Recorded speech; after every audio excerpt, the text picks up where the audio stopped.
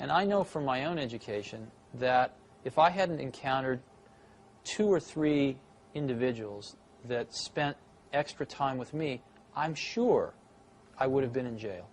I'm 100% sure if it hadn't have been for Mrs. Hill in 4th grade and a few others, but maybe even especially her, I absolutely would have ended up in jail.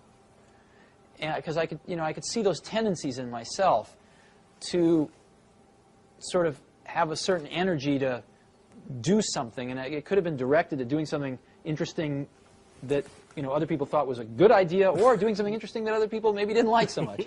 Yeah, put you in jail, right? And so, I think when you're young, a little bit of course correction goes a long way. And I think it takes pretty talented people to do that.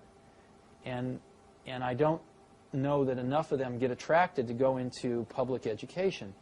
You can't even support a family on what you get paid. On what you get paid. And if you're smart, I sort of feel if somebody's smart enough that you want to turn your kids over to them for the majority of their childhood. I mean, the majority of their waking hours in their childhood are spent not with your parents, but with your teachers. Sure.